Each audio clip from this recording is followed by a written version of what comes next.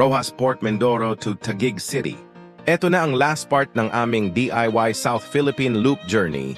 Napanood nyo na ba simula part 1? Comment nyo kung ano ang nagustuhan yung part, at kung hindi pa, yun muna ang panoorin ninyo.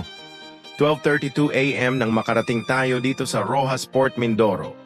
Dahil sa sobrang bumakbak kami simula Dumaguete, ay napagpasyahan namin na dito na maghanap ng mapagpapahingahan. Gas muna tayo bago tayo pumunta sa transient, 115 pesos.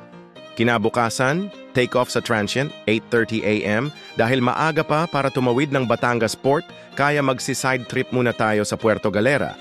TD, Bayan ng Bahaghari, Pinamalayan, Oriental Mindoro. Time check, 11:07 AM, City of Calapan, Mindoro. Lagpasan muna natin ito saglit, babalik tayo after natin mag-side trip dahil andito ang port patungong Batangas. Next gas, 125 pesos. Dito ay makikita na kakahupa lang ng ulan. 12:04 PM nang marating namin ang arko ng Puerto Galera. Pagpasok dito ay kailangan natin magbayad ng environmental fee. 120 pesos valid na daw ito sa lahat ng tourist attraction and 7 days din ang validity nito. Abangan ang separate full video ng bawat attraction na dinaanan namin dito. Ito muna ang pasilip.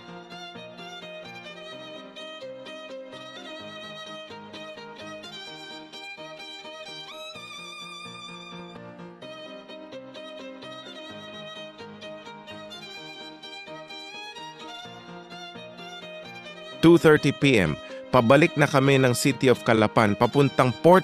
Babalik kami dito for sure. Ang ganda mo, Puerto! 4:54 PM nang makarating kami dito sa Port of Calapan. Fees from Port of Calapan to Port of Batangas.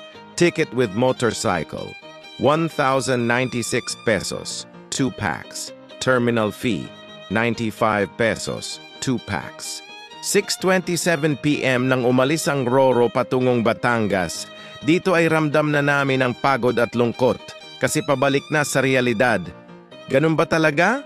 9:07 eksaktong nakarating tayo dito sa Port of Batangas. Travel time, mahigit 2 hours and 30 minutes. Last gas, 170 pesos. Ito na ang huling pagpapagas natin.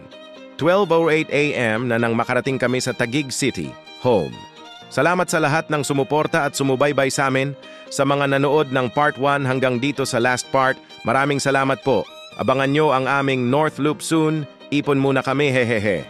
Overall expenses, Tegum City, Taguig City, gas, 1,510 pesos, food, 2,694 pesos, hotel, 1,750 pesos, port ticket, 8,561 pesos, side trip expenses, 3,690.